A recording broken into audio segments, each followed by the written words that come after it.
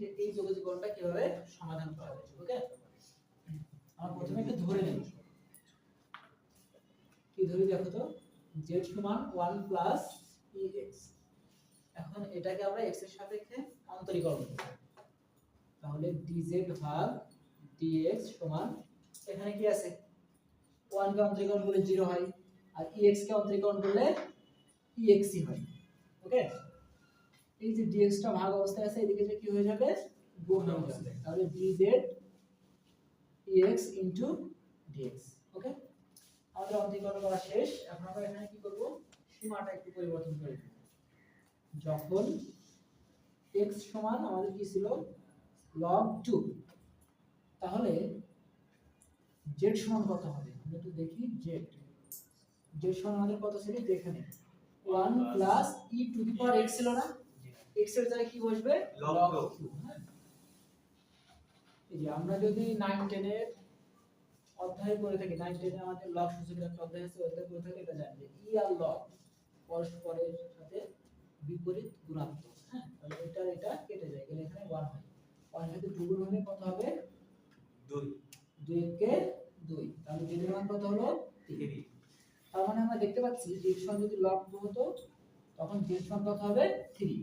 আবার যখন x সমান কত দেওয়া আছে, 0, তখন z সমান কত হবে, একটু দেখো তো। এখানে কি 0 বসে যাবে, 0 বসবে কিনা দেখো, 1 প্লাস e টু দি পাওয়ার 0, কোন কিছুর পাওয়ার 0 মানে কত, 1। তাহলে এটা হয়ে গেল হলো 1 2, 1 প্লাস 1 কত হবে, 2।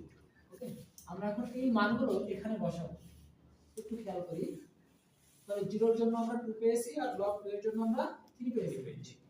ex dx সমান আমরা কত জানি, ex dx সমান কি বসানো যাবে, dz।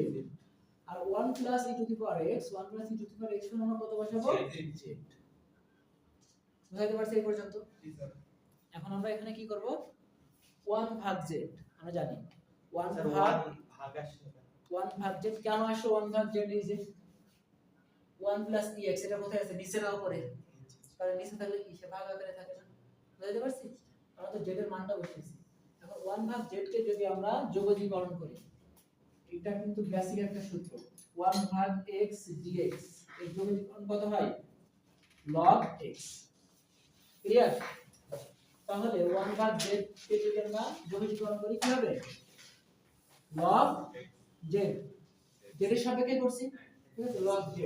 এবার আমাদের কি বসবে এখানে, সর্বোচ্চ সীমা আর সর্বনিম্ন সীমা, এই সর্বনিম্ন সীমা সর্বোচ্চ সীমা। এখন আমরা কি করব, সর্বোচ্চ সীমা থেকে সর্বনিম্ন সীমাটা বিয়োগ করে দেব। ক্লিয়ার?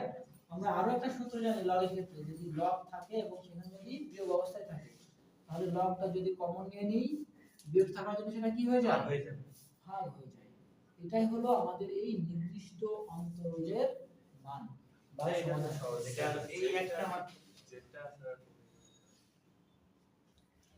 এই জেডটা কোথায় গেল, আমরা কি করলাম, এই যে সর্বোচ্চ মান থেকে সর্বনিম্ন মান বিয়োগ করলাম, এই মানটা কার, এই মানটা তো জেড এর, স্যার। তাহলে জেড এর জায়গায় বসে গেল, বিয়োগ এই মানটা কার, এটাও তো জেড এর, বসে গেল।